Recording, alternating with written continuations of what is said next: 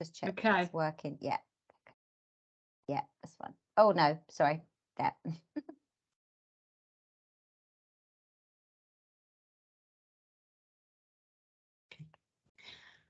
Hello everyone. This is the 4th workshop as part of the patient group development project, and it's about starting from scratch. So if you want to set up a patient group in your GP practice, this will give you a step-by-step approach to how to go about it. So I'm going to hand over to Lauren for the first step. So welcome everybody. As Heather said, we're going to talk about the first step, recruiting to your patient group. Some of the things we're going to talk about in this section are briefly about having a patient group and where you start, who to approach, and how you can ensure that you've got a diversity within those groups. The thing about having a patient group is it's always going to help you work together and make things stronger between your patients and your clinicians, and it's a good starting point for sharing good working practice. The first step is approaching and attracting potential members. Start small. Even just having 1 or 2 patients involved is going to be a great starting point. You can't expect to have hundreds of people joining in. It's about getting out there and making sure you're approaching the right people.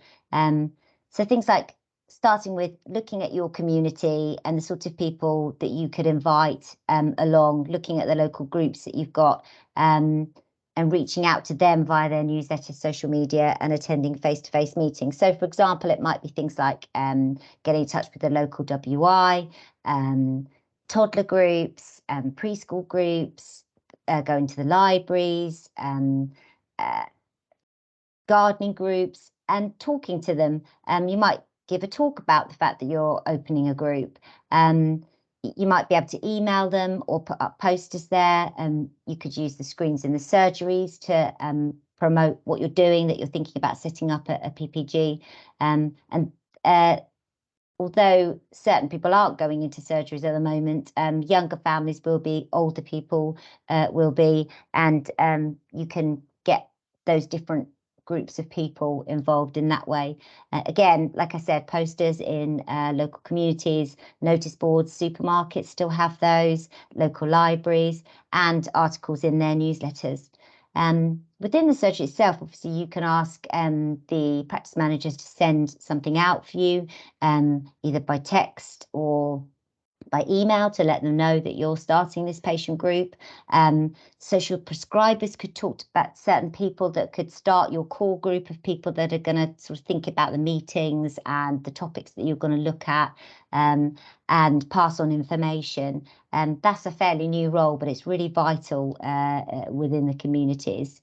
And think about Facebook and social media. I know this scares some people, but it's a brilliant way, an easy way of getting in touch. Your surgery might not have one. If you've got a group, you could set up your group quite easily and share it to the surgery website.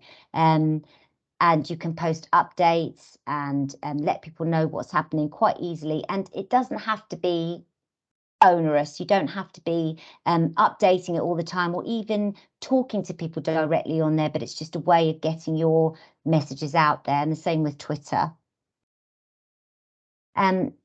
Just a bit here about another way of doing things would be, rather than inviting patients along in the first instance, you would co-opt them straight away. And there are some patient groups that are using this system, but you'd still need to, although the surgery would be able to immediately contact all those patients, you'd still need a chair and a core group to organise and keep in contact. And then you would be thinking about having your initial in-person virtual meeting.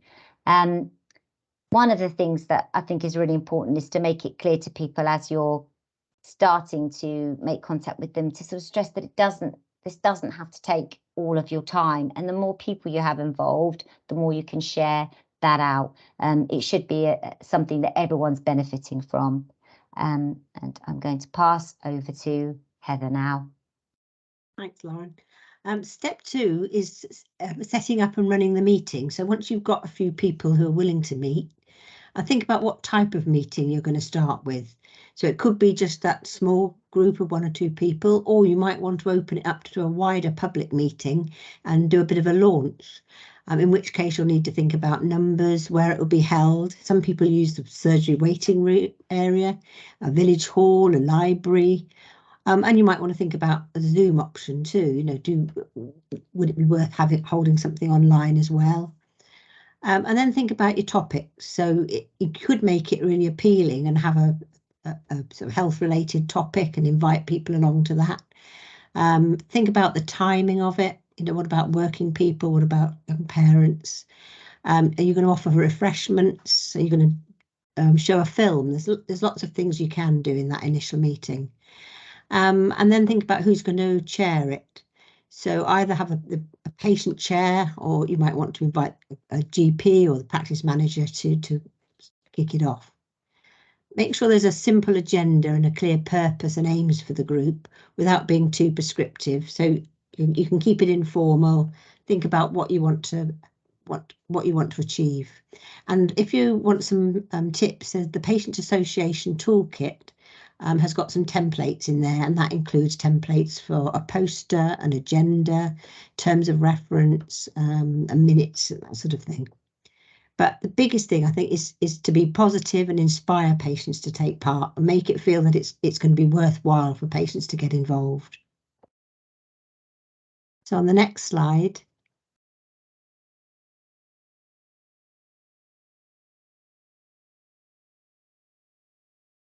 apologies, it appears to not be moving.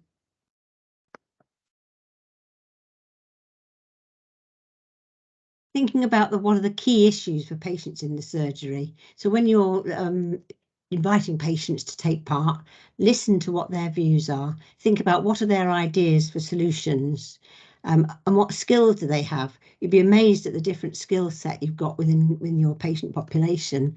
And it may be that you want to target some and advertise for some skills. So, for example, if you want someone who's an expert in social media, you might want to ask people to take part in that.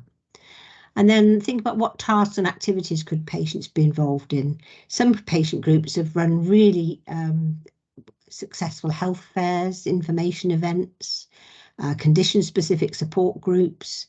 So ask the patients for their ideas about what would be useful.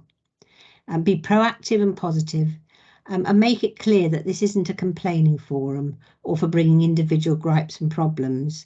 And I know some people, you do want to hear some of the issues, but what you don't want it to be is a sort of a complaining shop where it becomes very negative and very personal, because this is very much about looking at the wider picture. So set some boundaries and ground rules, because that's quite useful too to do early on. And then on the next slide, appoint a patient chair if ideally, and a scribe or secretary if needed. You do need to keep it simple and informal, so don't frighten people off by having a whole set of roles that you want filled. And sometimes the surgery will provide some secretarial support, but other times people are quite happy to take some notes. But you do need someone to be a sort of a bit of a figurehead and lead the thing. Record the actions agreed at your meeting and decide who does this and where you're going to display them. Are you going to put them on the notice board on your website, or are you just going to circulate them to the people that attended? And again, look at the Patients Association Toolkit for tips on that. And then the other thing is you could think about joining forces with other patient groups in your primary care network, because now these are starting to form. You've got the opportunity to link up with other practices, and it may be that you just have occasional meetings together and then you can learn from each other. But that's something that we want to provide some more help with in the future. And then also give that thought to that virtual online option for meetings and feedback. So now that we've got Zoom, it's very easy for people to take part, and a lot of people are used to it. And if you're a young mum with lots going on, or you're working in the daytime, it might be easier just to join an online meeting. So it might be that you want to give an option of both. but really, again, ask people what they prefer. So I think that's everything for the step 2. We're going on to step 3 now, with Heather Aylward.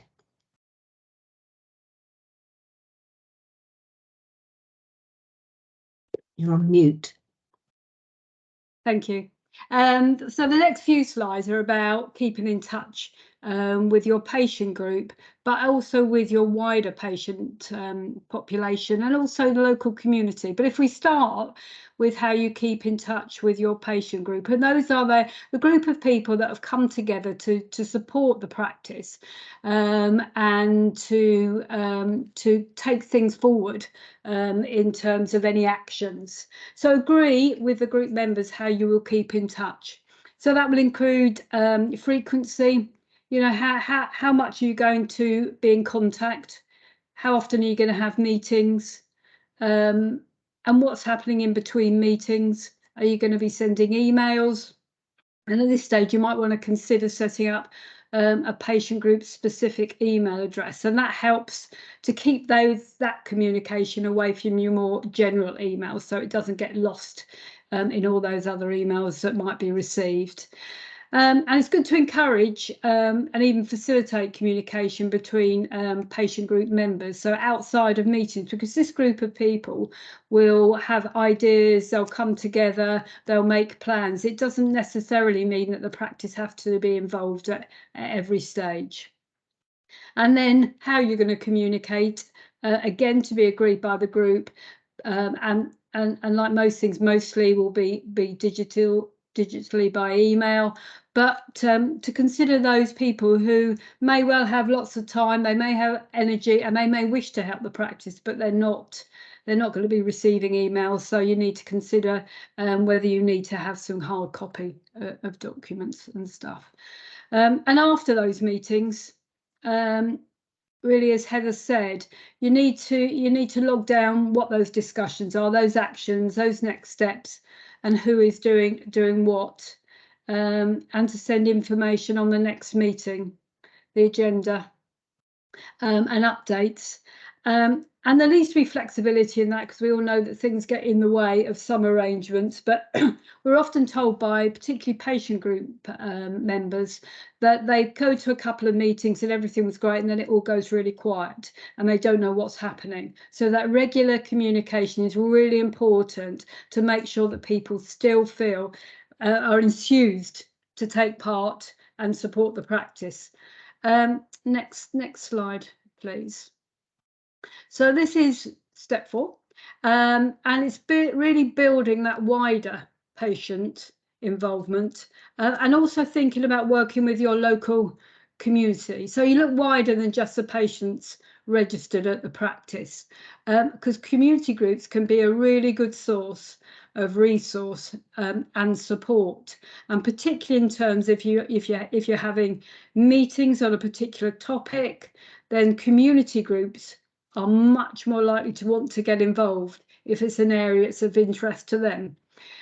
So if we look at the website, and every practice has a website, and patients tend to go to those websites a lot more than they used to do. And most practice websites have information about their patient group on there, but it's not always clearly visible about how to get involved, and that's actually where a patient group specific email address comes in really handy. You can put that on the website, and anybody that's interested in getting involved can use that to contact either the PPG, the patient group, or indeed the practice. Updates regularly on what that patient group are doing and what's going on, you know, including information from the group meetings, including what they're organising, because there's nothing on the website, and lots of practices websites are not up to date. It just looks like nothing is going on. The website obviously can be used to host surveys and feedback forms, and it's very easy, if there's some information that's on the website, to text patients a link so they can access it easily. Talking about surveys, great to gather feedback on a variety of topics. Some of those may be suggested by the patient group. Good to get their thoughts on that. but it could be linked to other feedback, to complaints, or just changes or developments in the practice to get that patient perspective into the plans. And those surveys can be hosted on the website, but we would say, you know, if you can have a few paper copies in the practice so that people who can't access it digitally can still be involved or have their say. Next step, please. So newsletters. Lots of practices have their own newsletters. Lots of patient groups have newsletters, and sometimes it's joint. So I would suggest that you contact is agreed with the patient group. They will know what's of specific interest to patients. Upload it on the website, text links to patients so they know that something new, there would be new information for them. You can email to those if you have a distribution list. You can also share with any community contacts, because especially if you're promoting a service or you've got a health information session, then those community contacts are likely to be interested. You can put links to newsletters on your social media and provide a few hard copies in the waiting room, again, for those people who won't access it in another way. Quite a few patient groups now are looking at little video clips made on their smartphones, just sharing a bite-sized information on health topics, or directing people to support. But you can also link to video clips made by other organisations. You know, NHS England have quite a few, voluntary sector has, and the patient group members themselves may well wish to be involved in developing their own video clips. Next slide, please. We've spoken a little bit about meetings. So they can be in person or online, or they can be a mixture of both. And some patient groups are looking at that mixture, so they can widen the amount of people that they can share information with, and they can also be recorded so that people can access them if they're not available at the time that the meeting is on. It's very easy to link into some existing webinars, which are run across Herts and West Essex. They're patient-led. They were set up by a patient group in St Albans, and they're now being shared with lots of practices. And all they ask is the practice texts the link to the patients who they think may be interested in the topic that they're discussing. And I think at the last webinar, they have over 200 people registered. Depending on what you're discussing, involve and invite your local community. So, for example, if you're doing a dementia friends session, then the local Alzheimer's Society may well be interested in getting involved and saying what support they offer. If it's on diabetes, then Diabetes UK, etc., etc. And it's a very good opportunity for GPs to lead a session.